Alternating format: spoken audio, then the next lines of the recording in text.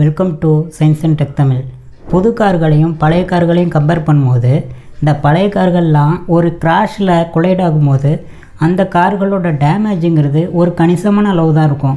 ஆனால் புது கார்களை கம்பேர் பண்ணும்போது ஒரு 40 கிலோமீட்டர் 60 கிலோமீட்டர் வேகத்தில் போனாலும் கூட அதோட டேமேஜ் அந்தளவுக்கு அதிகமாக இருக்குது. அதாவது ஒரு காரு சின்ன சின்ன இம்பேக்டில் உள்ளாகும்போது கூட அதோட ஃப்ரண்ட் போர்ஷன்லாம் டோட்டலாகவே டீஃபார்ம் ஆகிடுது. இதுவே பழைய கார்கள், அதாவது ஹிந்துஸ்தான் மோட்டார்ஸோட அம்பாசிடர் கார் எல்லாருக்குமே பரிச்சயமான ஒரு கார். இது இன்றைக்கி வரைக்கும் பேசப்படும் பொருளாக இருக்குது. 2014 ஹிந்துஸ்தான் மோட்டார் இந்த அம்பாசிடரை ஸ்டாப் பண்ணிட்டாங்க. அதுக்கப்புறம் இந்த அம்பாசிடருங்கிற பிராண்டை வேற ஒரு கம்பெனிக்கு விற்றுட்டாங்க. இருந்தாலும் இதோட பில்ட் குவாலிட்டி ரொம்ப ஒரு சாலிடாகவும் ஸ்டடியாகவும் இருக்கும். அதுக்கு காரணம் என்னென்னா அதுக்கு யூஸ் பண்ண அந்த மெட்டீரியல்ஸ்ன்னு சொல்லலாம்.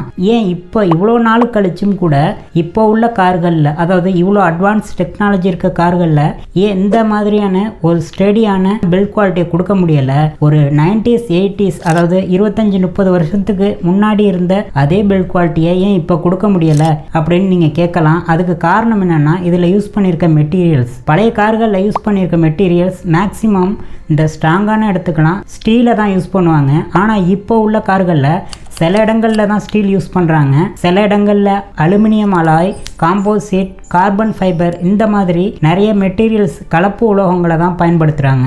இதனால தான் இது ஈஸியாக டிஃபார்ம் ஆகிடுது, அதாவது டேமேஜ் அதிகமாக இருக்குது. இது எதுக்குன்னு உங்களுக்கு தோணலாம். அதாவது இந்த மேனுஃபேக்சரிங் கம்பெனிலாம் லாபம் பார்க்கறதுக்காக இந்த மாதிரி பண்ணுறாங்களோ அப்படிங்கிற மாதிரி உங்களுக்கு தோணலாம். ஆனால் இந்த கார்கள்லாம் இப்படி நசுங்கிறதுக்கு முக்கியமான காரணமே நம்மளை சேவ் பண்ணுறதுக்காக தான். அது எப்படி ஒரு கார் ஸ்டடியாக இருந்தால் மட்டும்தானே நம்மளை சேவ் பண்ண முடியும். அது எப்படி காரு நசுங்குனா அதில் உள்ளே இருக்கிற நம்மளும் தானே டேமேஜ் அதிகமாக இருக்கும், நம்மளுக்கும் தானே இன்ஜுரி அதிகமாக இருக்கும் அப்படின்னு கேட்கலாம். இப்போ அது எப்படின்னு பார்த்துடலாம். ஒரு காரு ஒரு வெஹிக்கிளோட கொலைட் ஆகும்போது இல்லை ஒரு ஸ்டேஷனரியாக இருக்கிற இடத்துல போய் மோதும் போது அந்த இம்பேக்ட்டுங்கிறது அந்த காரோட ஃப்ரேம் ஃபுல்லாக டிஸ்ட்ரிபியூட் ஆகும். இப்படி டிஸ்ட்ரிபியூட் ஆகும்போது அந்த காரோட ஃப்ரேமில் அட்டாச் ஆகிருக்க மற்ற இடங்களுக்கும் இந்த இம்பேக்ட் ஃபோர்ஸ் டிஸ்ட்ரிபியூட் ஆகும். அதில் உள்ள இருக்கிற பேசஞ்சராக இருக்கிற நமக்குமே அந்த இம்பேக்ட் ஃபோர்ஸ் அஃபெக்ட் பண்ணும். இதனால என்ன ஆகும்னு பார்த்தீங்கன்னா எந்த இடத்துல மெட்டீரியல் ஸ்ட்ரென்த் ரொம்ப கம்மியாக இருக்கோ அந்த இடத்துல தான் ஃபஸ்ட்டு டேமேஜ் ஆகும். அதுக்கு அடுத்ததாக கொஞ்சம் அதிகமான மெட்டீரியல் ஸ்ட்ரென்த் உள்ள இடம், அதுக்கு அடுத்தது டேமேஜ் ஆகும். இப்படி மெட்டீரியல் ஸ்ட்ரென்த் எங்கெங்கெல்லாம் கம்மியாக இருக்கோ அந்த இடங்கள்ல தான் டேமேஜ் அதிகமாக இருக்கும். அப்படி கம்பேர் பண்ணும்போது இந்த ஸ்டீலை பொறுத்த வரைக்கும் இது ரொம்ப ஸ்ட்ராங்காக இருக்கும். ஆனால் ஹியூமனோட பாடி ஸ்ட்ரென்த் ஸ்டீலை கம்பேர் பண்ணும்போது ஒன்றுமே இல்லை. அதனால அந்த வைப்ரேஷனால் நமக்கு அதிகமான இன்ஜுரியிலேருந்து டெத் வரைக்கும் ஈஸியாக கொண்டு போய் விட்டுரும். இதுவே இந்த ஃப்ரண்ட் போர்ஷன் டிஃபார்ம் ஆகுற மாதிரி டிசைன் பண்ணுறதுனால என்ன ஆகுதுன்னா இந்த ஃப்ரண்ட் போர்ஷன் மேக்ஸிமம் இம்பேக்ட் ஃபோர்ஸை உள்வாங்கிட்டு மிச்சம் இருக்கிற ஃபோர்ஸை தான் மற்ற இடங்களுக்கு டிஸ்ட்ரிபியூட் பண்ணுது. ஒரு கார் எடுத்துக்கிட்டால் அதை 3 போர்ஷனாக பிரிப்பாங்க. அதாவது கிரம்பிள் ஜோன் அண்ட் சேஃப்டி ஜோன்னு 3 போர்ஷனாக பிரிப்பாங்க.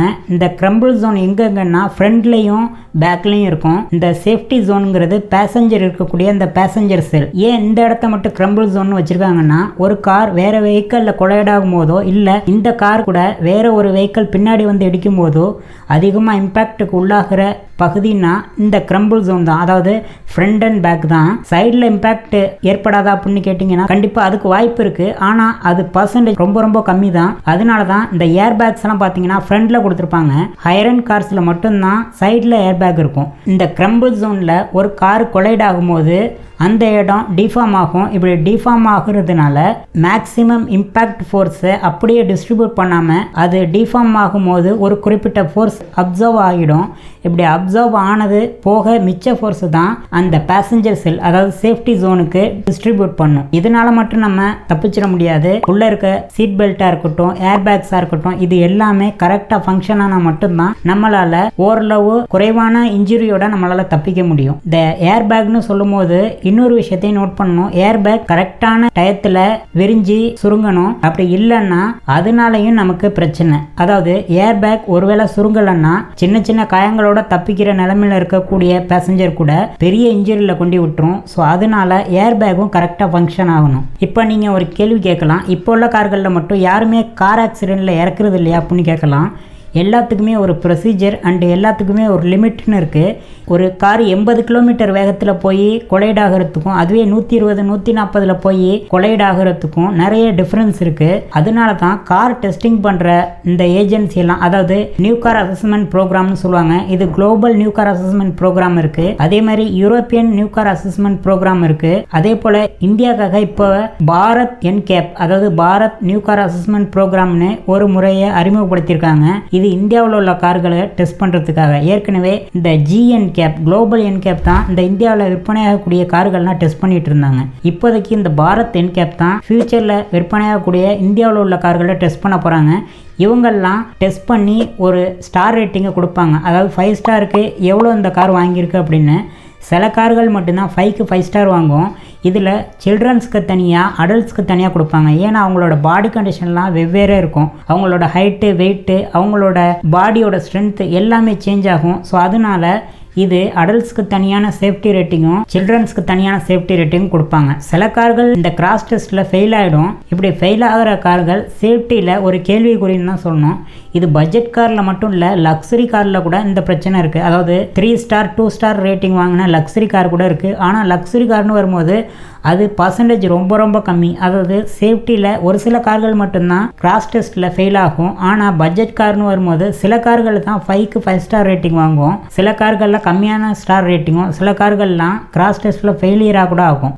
இதே போல் வீடியோக்களை தொடர்ந்து பார்க்க சயின்ஸ் அண்ட் டெக் தமிழை சப்ஸ்கிரைப் பண்ணுங்கள். நன்றி.